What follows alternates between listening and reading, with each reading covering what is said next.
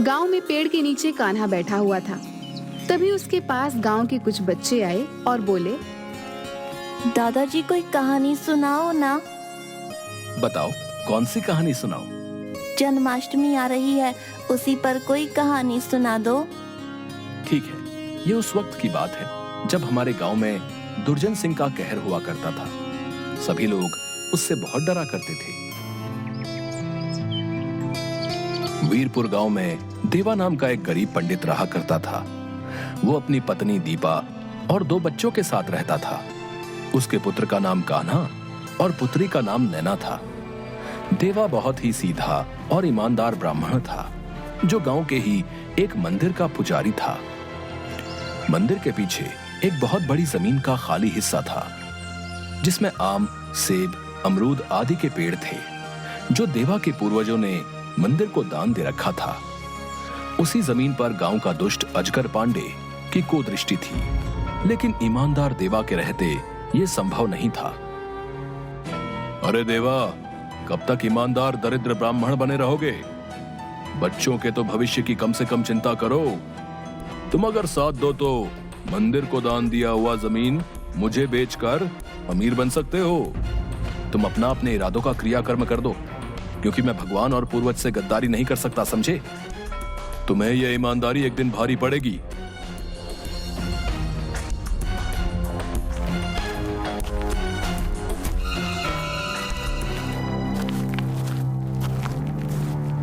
कान्हा, तुम मना करने के बावजूद आज फिर से फटी हुई ड्रेस पहनकर आए हो। जूते की जगह चप्पल नहीं चलेगा। सर, मैंने पिताजी से बोला था, लेकिन उन्होंने कहा कि अगले महीने नया ड्रेस ला देंगे।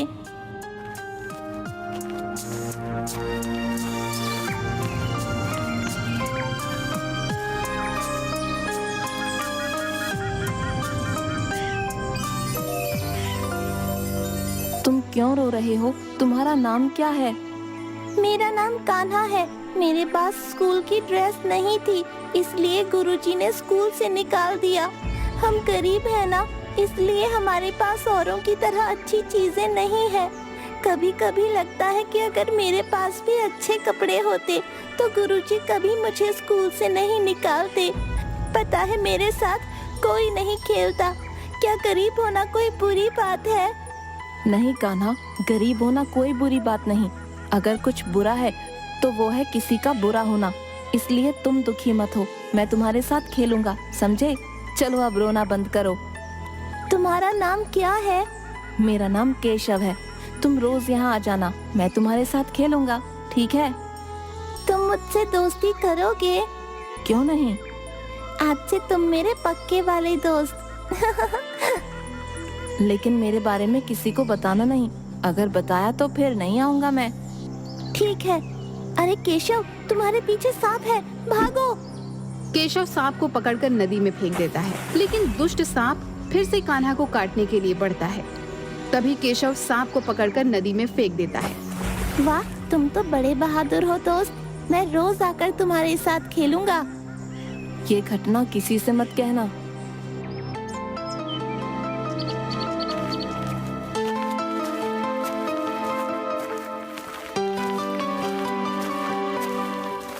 पुजारी जी, अरे ओ पुजारी जी, रुको जरा। अरे मास्टर साहब, प्रणाम। कहिए, कैसे हैं? मैं तो ठीक हूं, लेकिन कान्हा की तबीयत ठीक नहीं है क्या? उसकी तबीयत को क्या हुआ भला? वो तो भला चंगा है, स्कूल तो रोज आता ही है आपके पास। अरे कान्हा 1 सप्ताह से स्कूल कहाँ आ रहा है? हमने सोचा कि लगता है बीमार होगा। नैना तो हाई स्कूल में दूसरी बिल्डिंग में है, इसलिए आपसे पूछ लिया। क्या? अब माफ कर दीजिए मास्टर जी, मैं अभी पता करता हूँ कि क्या बात है। पहले ये बताओ कि तुम स्कूल क्यों नहीं जा रहे 1 सप्ताह से? क्या बोल रहे हैं जी? मेरा बेटा तो रोज स्कूल जाता है। मैं रोज तैयार कर खुद इसे स्कूल भेजती हूँ। अभी रास्ते में मास्टर साहब मिले थे, वही बता रहे थे कि कान्हा 1 सप्ताह से स्कूल नहीं जा रहा है। स्कूल ड्रेस फट गया है। मास्टर साहब बोलते हैं कि अगर कल से नया ड्रेस और जूता नहीं लिया तो स्कूल नहीं आना, और मुझे स्कूल से निकाल दिया। हे भगवान, और कितनी दरिद्रता दिखाएंगे। अब बस कीजिए, अब सहा नहीं जाता। लेकिन तू 1 सप्ताह से स्कूल के समय जाता कहाँ है?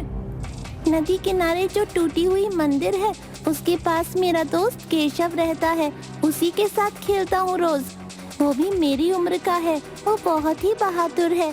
अकेले एक बड़ा सांप मार डाला उसने। जहाँ तक मुझे जानकारी है, तुम्हारी उम्र का कोई केशव नाम का बच्चा अपने गांव में नहीं है। पिताजी, केशव मेरा दोस्त है, मैं आपको मिलवा भी दूंगा। मैं झूठ नहीं बोल रहा, परसों उसका जन्मदिन भी है। सुनो जी, नैना का कल जन्मदिन है, वो कल 12 साल की हो जाएगी। हमारे पास पैसे नहीं है उसका जन्मदिन मनाने के लिए। क्या करूं भाग्यवान, ये दरिद्रता हमारा पीछा ही नहीं छोड़ रही। मंदिर में जो चढ़ावा आता है उसका 3/4 हिस्सा डकैत दुर्जन सिंह ही ले जाता है, सिर्फ 1 हिस्सा ही हमें मिलता है। आपको कई बार कहा कि इसकी शिकायत पंच लोग से कीजिए, लेकिन आप हैं कि सुनते ही नहीं हैं। दुर्जन सिंह के पूर्वजों के समय से मंदिर के चढ़ावे का 3 हिस्सा उनको जाता है। कहते हैं कि दुर्जन सिंह के दादा जालिम सिंह ने एक बार पूरे वीरपुर को लूटने के बाद इस मंदिर की सोने की मूर्तियों को भी ले जा रहा था। तब हमारे दादा विष्णुदेव ने भगवान की दुहाई दी और वादा किया कि मंदिर के चढ़ावे का 3 हिस्सा डकैतों को जाएगा। तब से यह हिस्सा उन्हें ही जाता है। पिताजी, मेरी सहेली बबली का पिछले महीने जन्मदिन था। उसने जो फ्रॉक पहना था ना, वैसी ही फ्रॉक मुझे चाहिए। अगर मुझे वो फ्रॉक नहीं मिला तो मैं जन्मदिन नहीं मनाऊंगी। बेटा जिद नहीं करते। देखो बेटा, बबली के पिताजी सेठ धूमल दास का शहर में सबसे बड़ा सुपरमार्केट है। उनकी कमाई लाखों में है, हम लोग उनकी बराबरी नहीं कर सकते। हाँ बेटा, जिद नहीं करते। अब की बार तेरा जन्मदिन धूमधाम से मनाएंगे। दूसरे दिन सुबह सुबह ही दीपा उठकर नैना को मंदिर जाने के लिए उठाती है, लेकिन नैना बोलती है कि जब तक बबली जैसा फ्रॉक नहीं मिल जाता मैं जन्मदिन नहीं मनाऊंगी। ये सुन के दीपा को बहुत बुरा लगता है और वो कुछ देर बाद नैना का फ्रॉक और कान्हा के लिए स्कूल ड्रेस लेकर आ जाती है। नैना के सभी दोस्त को जन्मदिन के पार्टी में बुलाती है। अरे, ये फ्रॉक तो बिल्कुल मेरी तरह है, बहुत ही कीमती फ्रॉक है। वाओ! हाँ, मेरी माँ लेकर आई है। वाओ, कितना सुंदर केक है, क्या बात है। पार्टी में सभी नैना की सुंदर फ्रॉक के बारे में चर्चा करते रहते हैं। कोई बोलता है कि पुजारी जी को लगता है गड़ा खजाना मिल गया है, नहीं तो जिनको एक दिन खाने के लिए सोचना पड़ता था वो इतनी अच्छी पार्टी कहाँ से रखते। पुजारी जी, सचमुच आपकी बेटी की जन्मदिन की पार्टी बहुत अच्छी रही। मेरी शुभकामनाएं बिटिया के साथ हैं। फ्रॉक में बिल्कुल परी लग रही है। हाँ, इस ड्रेस की कीमत हजारों रुपए में है। परसों ही मैंने बबली के जन्मदिन पर उसे खरीद कर दिया था। लगता है पुजारी जी को कोई गुप्त धन की प्राप्ति हुई है। क्यों पुजारी जी? अरे, मुझ दरिद्र ब्राह्मण के पास कहां से धन आएगा? पता नहीं दीपा ने कहां से पैसे का इंतजाम किया है। ठीक है पुजारी जी, अब चलता हूँ। रात भी ज्यादा हो गई है। आपको भी कल जल्दी उठना होगा। कल जन्माष्टमी है ना? हाँ हाँ, कल मंदिर में कृष्ण जन्मोत्सव बड़ी धूमधाम से मनेगा।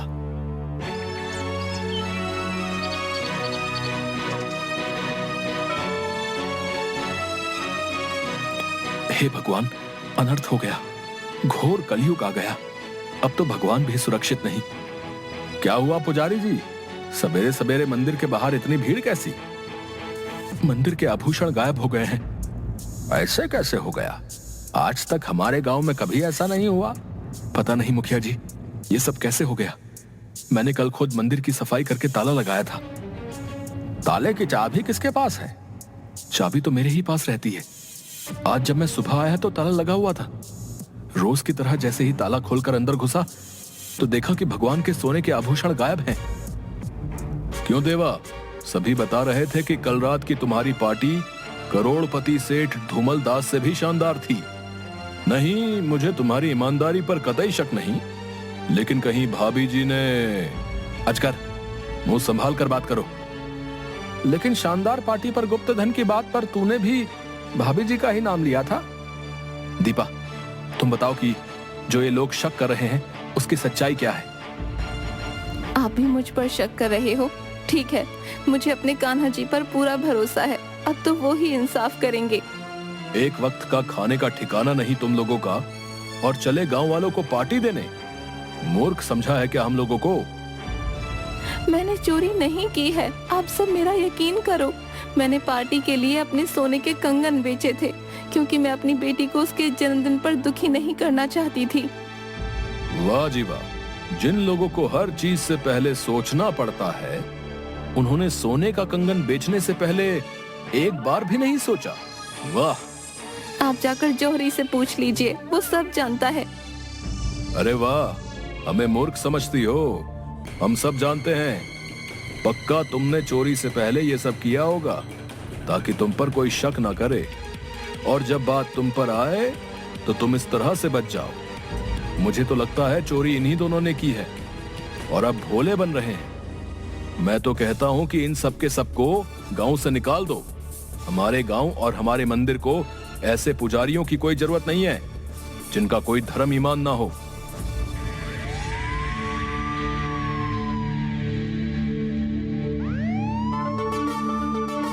देवा के पत्नी बच्चे सभी रोते बिलखते रह जाते हैं। एक को तो पुलिस ले गई, अब तुम अपने इस बच्चे को लेकर निकल जाओ हमारे गांव से। हमारे गांव में तुम जैसों की कोई जगह नहीं।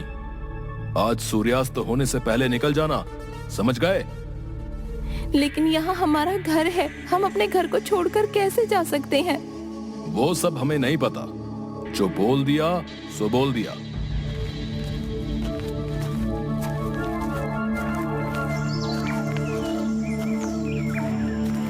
ये सब क्या हो गया प्रभु? आज तक हम जैसे भी थे, लेकिन कम से कम गांव में थोड़ी इज्जत तो थी। सोचा था कि शायद आपकी कृपा से हमें मिला है, लेकिन क्या वो इज्जत इसलिए मिली थी ताकि एक दिन वो इस तरह सबके सामने तमाशा बना दी जाए? हर दुख सहा प्रभु, लेकिन कभी शिकायत नहीं की। आज नहीं सहा जा रहा, बहुत तकलीफ हो रही है प्रभु। या तो सब ठीक कर दो, या इतनी शक्ति दे दो कि ये सब सह सकूं। पता है प्रभु, बस ये समझ नहीं आ रहा कि आप तक मेरी विनतियां पहुंचती नहीं, आप सुनना नहीं चाहते। आपके तो दुनिया में कितने भक्त होंगे, लेकिन मेरे लिए तो आप ही थे ना सब कुछ। हर खुशी में, हर दुख में मेरे लिए सब कुछ आप ही थे। आप तो किसी के साथ गलत नहीं होने देते ना, तो फिर ये सब क्यों हो रहा है मेरे परिवार के साथ? न जाने प्रभु क्यों ऐसा लग रहा है कि ये सब आपने मुझे मेरी भक्ति का फल दिया है। पता नहीं फिर कब आपसे मिलने यहाँ आ पाऊंगी। मेरा आखिरी प्रणाम स्वीकार करो प्रभु।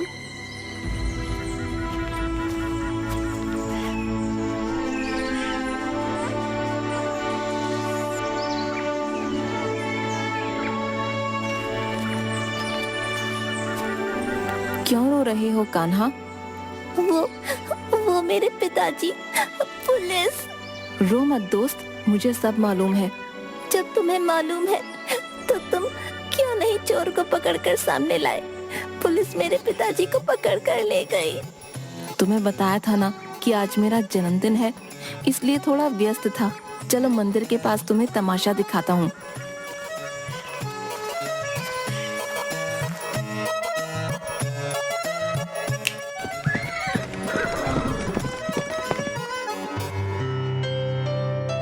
पुजारी जी, हमें बचा लो।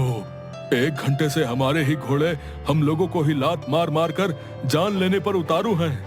ये रहे भगवान के आभूषण, हमें बचा लो। एसपी साहब, हमें जेल में डाल दो, नहीं तो ये हमें मार देंगे। जिस भगवान के चढ़ावे का 3/4 हिस्सा तुझे मिलता है, उनके ही आभूषण तूने चुरा लिए। छी! आभूषण चुराने का आइडिया तुम्हारे ही गांव के अजगर पांडे का था। उसी ने मुझे आभूषण चोरी के लिए चाबी दी थी, और ये कहा कि कल रात पुजारी के यहाँ शानदार पार्टी हुई है, इसलिए लोगों का शक पुजारी पर जाएगा। हाँ।